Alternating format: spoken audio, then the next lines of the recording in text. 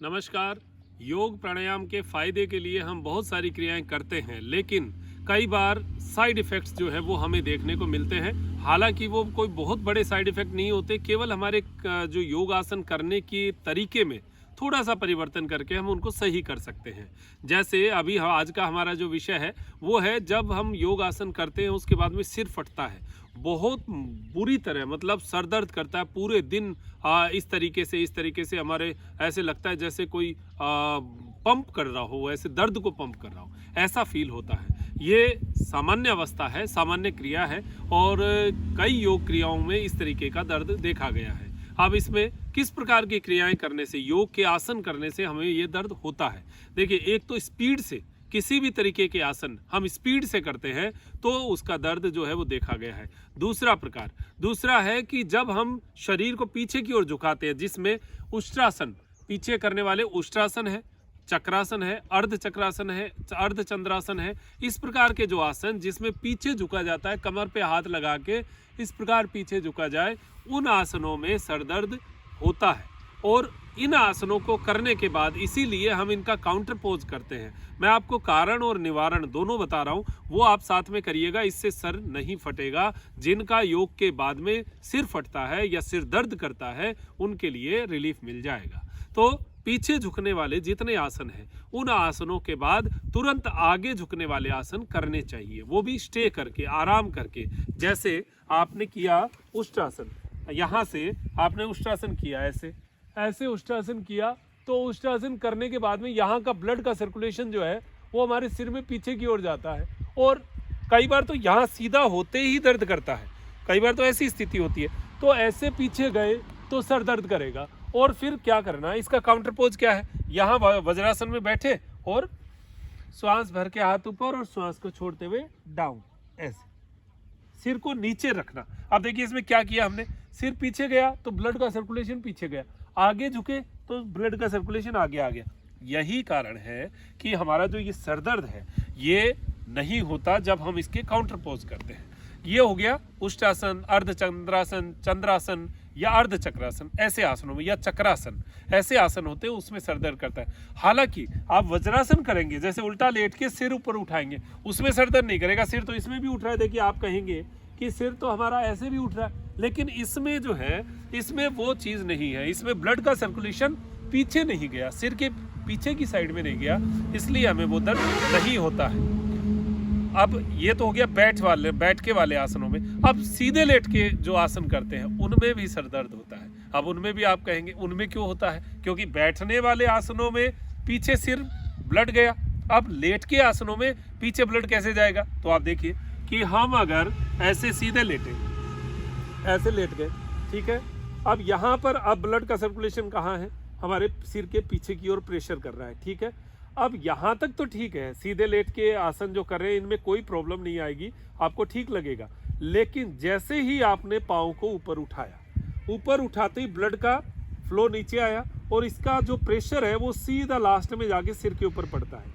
अगर आपने इसको ज़्यादा कर लिया, जैसे किया 5 मिनट 10 मिनट तक आपने इन आसनों को, जैसे ये सर्किल घुमाने वाला है या अप एंड डाउन करने वाला है या कोई भी इस तरीके के आसन या सर्वांग आसन है, ये आपने किया, और करते ही जस्ट आपने ये किया और खटाक से ऐसे उठ गए, उस पूरे दिन आपके सिर दर्द को कोई रोक नहीं सकता।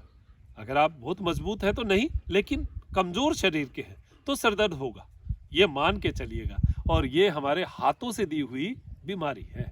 तो इसको ठीक कैसे करेंगे। अब देखिए, अगर आपने सीधे लेट के ये आसन कर लिए, अगर आपने ये अर्ध हलासन कर लिया, या उत्तान पादासन कर लिया, या नौकासन कर लिया, ये आसन कर लिए, अब इन आसनों को करने के बाद क्या करना, इन आसनों को करने के बाद पाँव को सीधा लेटे और ऐसे सीधा छोड़ दीजिए, और डीप ब्रीदिंग करिए, लंबा सांस भरिए। जो आपका ब्लड का सर्कुलेशन माइंड पर जिसने प्रेशर किया, उस प्रेशर को रिलीज कीजिए, कम कीजिए। उसको करने के लिए डीप ब्रीदिंग से बढ़िया कुछ नहीं है। तो अगर आपके पूरे आसनों का पैकेज हो गया, तो फिर उसके बाद में क्या करना, उसके बाद में एकदम शिथिल होना, सीधा बैठना और सीधा लेटना, और लंबा लंबा श्वास खींचना, लंबा श्वास छोड़ना। इसकी एक और क्रिया है सर्वोत्तान क्रिया, हाथों को पूरा श्वास भरते हुए ऊपर की ओर खींचना और पाँव को नीचे खींचना, लंबा श्वास भरते हुए और लंबा श्वास छोड़ते हुए रिलैक्स। अब इसमें आप थोड़ा ज़्यादा रुक जाइए, आधा मिनट, 1 मिनट ऐसा रुकिए। ऐसा करने से आपके ब्लड का सर्कुलेशन पूरे शरीर के अंदर बराबर हो जाएगा, साम्य अवस्था में आ जाएगा, समान अवस्था में आ जाएगा, और जो माइंड के ऊपर, जो दिमाग के ऊपर प्रेशर था ब्लड का, वो प्रेशर डाउन हो जाएगा और आपका सर दर्द नहीं होगा। बस सिंपल सी क्रिया। और उसके बाद में आप, अब जैसे हाँ ये भी हो सकता है, जैसे सीधा लेट के आपने डीप ब्रीदिंग कर लिया, या थोड़ी देर ऐसे लेटकर आपने जो है लंबी लंबी सांस ले ली, फिर दाहिनी करवट लेकर लंबी लंबी सांस ले ली। इससे भी जिसका कमज़ोर शरीर है, जिसको बहुत ज़्यादा दर्द होता है ना, उनको ये भी उपाय कर लेने चाहिए। उससे शरीर में ब्लड का सर्कुलेशन पूरा एकदम बराबर हो जाता है, और हल्की सी नींद भी आ जाए, झपकी भी आ जाए 5 मिनट की, तो आप ले सकते हैं आराम से लेकर। और फिर उसके बाद में थोड़ा सा ऐसे आसमान को देखते हुए और आराम से ऐसे उठ जाए। वैसे बाईं करवट लेते हुए हमें उठकर बैठना है। सिंपल, इतनी सी बात है। इस चीज़ को अगर आप समझ गए तो ये सरदर्द नहीं होगा। कभी भी जल्दबाजी, हमेशा कहते हैं जल्दी का काम शैतान का, और अगर हम इसी तरीके से जल्दबाजी करते रहें तो हमारा शरीर जो है वो हमें साथ देना बंद कर देगा, योग की क्रियाओं का लाभ नहीं हो पाएगा। अगर हमें योग में लाभ लेना है तो स्थिर सुखम आसनम, स्थिरता से सुख पूर्वक जो आसन कर पाए, जिन आसनों में आपको सुख लगता है उन आसनों को करना, उनको लंबे समय तक करना, रुक के करना।